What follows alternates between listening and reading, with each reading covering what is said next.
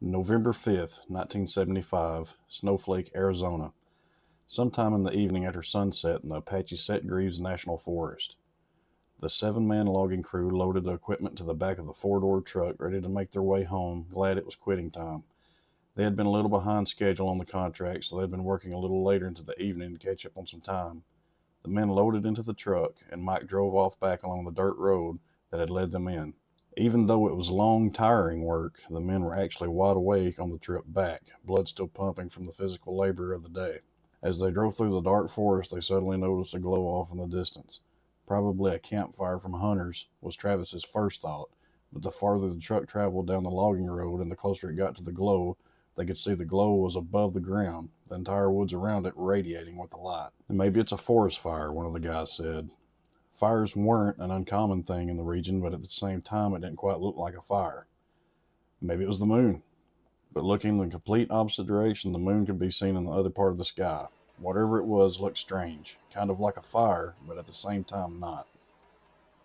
Driving a little ways more and coming over a hill, the men could now see clearly what was causing the effect.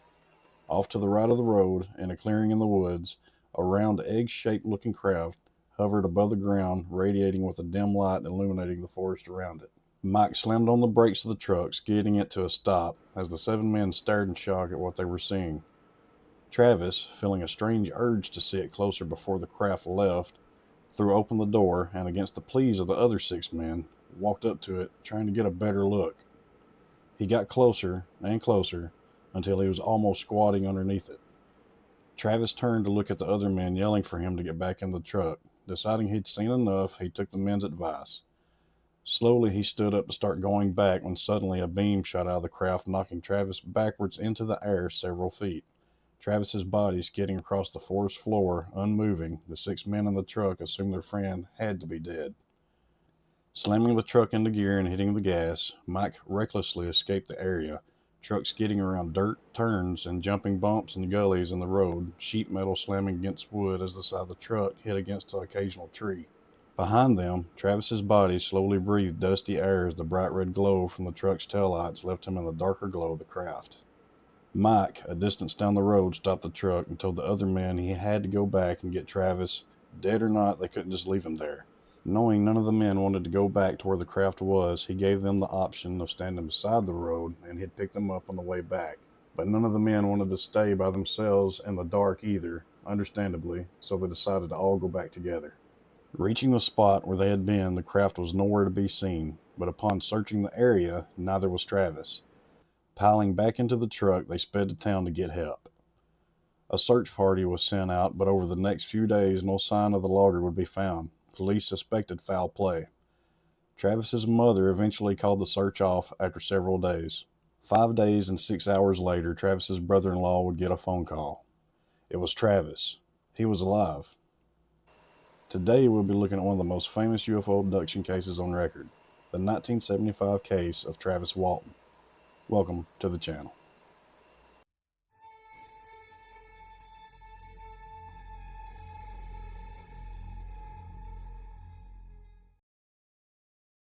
November 5th, 1975. That was the date Travis was taken.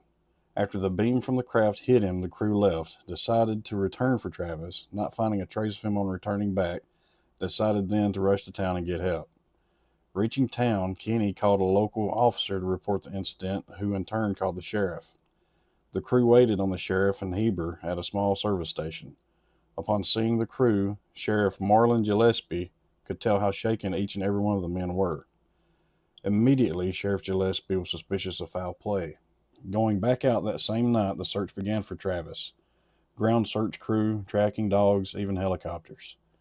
The longer it went, the more suspicion of foul play grew. Travis's brothers grilled the men, thinking maybe they could rattle some information about their brother. One becoming convinced the men were telling the truth, the other threatening the men harder, still believing it was all a lie. Knowing that Travis and Allen had had bad blood, some of the officers tried using that to get the men to talk, saying they knew Allen probably did it, and if they talked, it would go easier for them. But all the men stuck to their story, even going so far as to say they would take lie detector tests to help prove what they were saying was the truth. On November the 8th, they did, and all passed but one, which was inconclusive. Upon second testing, he passed as well. The lie detectors told a story of their own. These men were telling the truth.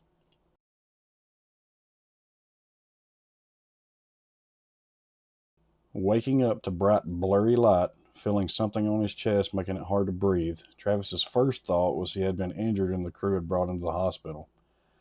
When his vision cleared a little, he looked around to realize he wasn't in a hospital. The people standing around him weren't doctors. They weren't even human. Small, shorter than 5 feet, grayish-white looking creatures, bald and in orange jumpsuits, were standing around him, seemingly inspecting him with enormously large, mostly brown eyes. The eyes had very little white in them, making them particularly creepy. They also had super thin bodies and limbs. Gathering the strength, Travis rolled off the table and backed away from the creatures, now with outstretched arms walking towards them. He felt a bump behind him as he walked into a table of some sorts, and reaching behind him, grabbed something off the table, like a plastic tube, and began swinging it at the creatures, trying to put distance between himself and them. He quickly thought about fighting his way past them and rushing out of the door behind them. Before he could finish the thought, the creatures all turned from him and walked out of the room. Not wanting to stay and wait for them to come back, he took the opportunity to leave through the doorway, turning left instead of the right that the creatures took. Exiting the room, Travis found himself running down a tightly turning corridor going right. The corridor was wound so tightly, Travis couldn't see very far behind him to see if the beings were chasing him or not, nor very far ahead of him to see if he may run into anyone else. Coming to a door on his right, he peered inside to see a high-backed chair sitting in the middle of a room. He glanced around the corner of the door to make sure no one was in it, and finding it empty, he walked in. Upon entering the room, a star map of sorts appeared on one of the walls. The map got clearer the closer he got to the chair. Looking around, he saw a control panel and began pressing buttons randomly, hoping one of them may open a door or something. Getting a feeling of being watched, he turned to see what appeared to be a human man standing in the doorway, wearing a round helmet on his head and a suit. To Travis, he thought he was here to help him. He was being rescued. Travis ran up to the man, flooding him with questions. Where was he? What were those little white creatures? The man wouldn't answer Travis. Back, so I wasn't certain there was no one sitting in it, so I moved around the edge till I could see no one was in it. But when I moved farther into the room, a star pattern became visible, and I figured out real quickly that it had to do with the position. If I was close to the wall, you couldn't see it. If I was close to the chair, you could see it. But if you looked straight at the wall while you were close to it, it wasn't there. And I pushed some buttons and tried to open the doors, and then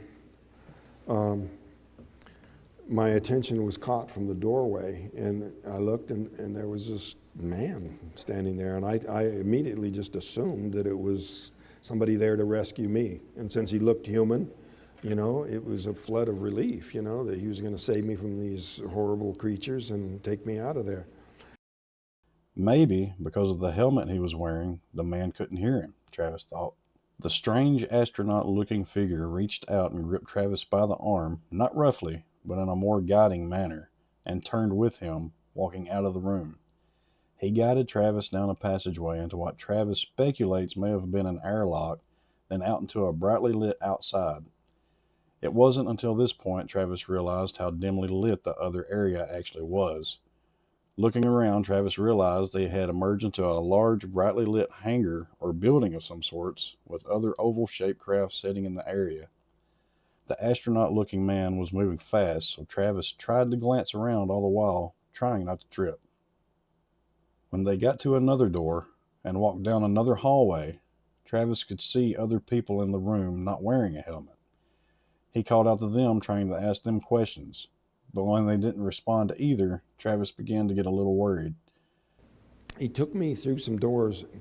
The room was shaped like a quarter of a cylinder. One wall curved up to form the ceiling, and then the vertical wall had doors in it, and he took me out of there through that. He took me down the hallway, and there were some other people in this room, and dressed like him except for the helmet. So I thought, oh, they're going to answer my questions. So I started over asking about where I was, what they were doing with me and all this. And then when they didn't answer, that was when, you know, the no communication thing was becoming alarming for me. So I started to resist. They were trying to get me to come over here and lay down on this table, and, you know, I was thinking, oh, maybe I'm in the really hot water still. And so I started to resist, but they were so much stronger than me, and I was in a weak condition. They pretty quickly got me down on the table, but in my panic, I was able to jerk one hand free and get it under the edge of the mask. They put this mask over my face, and before I could pull it away, I blacked out.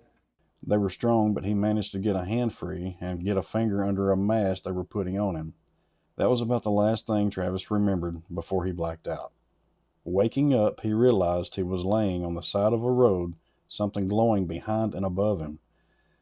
As the glow went out, he turned to glimpse a craft dart straight up in the sky and vanish, faster than a bullet and without a sound of any kind. Travis remembered even though it was dark, the craft was very shiny and it reflected the road below it. Pulling himself up, he began walking. Soon, he realized he was in a town called Heber. Not his town, but a town close to where the event took place. Going up to a few houses and knocking on the doors and not getting anyone to answer, he continued walking until he came upon a service station with a group of phone booths. The first one being out of order, he used the second one to have the operator place a call to his brother-in-law, who upon answering and thinking it another hoax almost hung up the phone until Travis yelled at him that it wasn't a prank. To Travis, he thought this was still the same night in which the event took place until he was told he'd been missing for 5 days. In disbelief, he reached up and touched his face, feeling several days' worth of beard growth. He says he must have collapsed because the next thing he knows, he saw lights as his family was there to pick him up. They all drove back home, relieved. Travis was back. I came to these phone booths, went into this one, it was out of order. I went into the next one, it worked, and the operator could hear the hysteria in my voice, and so she called the sheriff because she was aware of the search that had been in the area. And so my family came out and got me before the sheriff could get somebody over here. But they actually had some proof that you know, I had made the call from here. So they had the very large eyes, but a lot of these reports where they have this large black covering on their eye, they didn't have that. This was inside their craft. I could see eyelids that blinked. Okay, interesting. And so they were maybe a little taller than that, with hands, with 5 fingers, and that's interesting. Later on, his brother wanted to get him good medical attention, so he drove him back to Phoenix. APRO, Aerial Phenomenon Research Organization, eventually got a hold of the family, telling them that in exchange for cooperating, they would offer real medical treatment for Travis. They did drug screening, which came back negative for anything. They also did ongoing psychological tests, all which came back good. Around this time, the president of the polygraph committee came out and said, of course, one person may cheat a lie detector test, but the odds of 7 people doing it are over 1,000,000 to 1. Now, there are over 16 passed tests, Travis passing 5 of his own. In 1992, going back to the site in the woods, another discovery was made. The trees closest to where the craft supposedly was had exponential growth rings on that side of the tree. This tree here was a logging-sized tree, and there's been no logging on this contract since 1974. So this tree, we know, was cut the year prior to the incident. So this would be a tree, a record of its growth up to, but not including, the time of the incident. So we have here these tree rings going back probably 150 years that show minimal variability in the growth rate here on this ridge. And that's in answer to the people who think that the accelerated growth that we observed in the trees nearest where the craft came down as being some kind of a natural occurrence. But this is a record of the natural conditions here on this hilltop for 150 years prior to the time of the incident. Here's a stump of one of the trees that was sampled way back in 1992, 15 years after the incident. And even though this tree is kind of at the edge of the area that was affected, you can still see a major jump in the thickness of the growth rings in this tree. The thinning would have had no effect on these thicker rings that occur during this span of time. Here there's minimal variation, and then all of a sudden they're vastly thicker. This tree was actually growing and was about this big around at the time the incident happened. Then it had this period of extremely rapid growth, and you can see that those rings resist decay. And then after the effect slowed down and growth rate returned to normal, you've got growth rings of a similar thickness here and here, the susceptibility to rot returned. But during that time of accelerated growth, you have resistance to rot. This could be seen in trees from a wide circumference of the area of the craft that night, and only in the trees in the circumference. Beyond that, the tree rings examined were normal. Looking back, Travis doesn't think the creatures meant to harm him. As a matter of fact, Travis believes the beam that hit him may have been a defense mechanism the craft had of some sort, or it was a static discharge that had built up flying through the atmosphere that jumped to his body after he himself had gotten too close. He believes the creatures were actually trying to heal or repair his body and help him. This movie was one of my favorite movies growing up, and it still gives me the creeps today. Based on a true story carried more weight back then than it does now, though. But even though the movie is different than the actual story, it's still a terrifying account. Maybe the actual story makes the aliens a little more human or compassionate, especially if they were trying to fix him after he got too close to the craft. But it is still terrifying knowing Travis's account of the events. This story has been scrutinized time after time. Sometimes believers give the crew a lot of heat. Why did they leave Travis? But you have to put yourselves in their shoes. Not only were they terrified, remember, they thought he was dead. Not only that, but he did it of his own free will, with everyone trying to get him back into the truck. To me, the fact that they even went back to search for him without more manpower or firepower was exceptional. I read one report of a skeptic saying they did this to get out of their logging contract. They were too behind. That makes literally 0 sense. They could have gotten out of it at any time. Why make such an elaborate story up? Not only an elaborate story, but a story 7 or more people would have to keep track of. Because remember, these people did have families that were involved. Not to mention the lie detector test that had to be passed, which they did.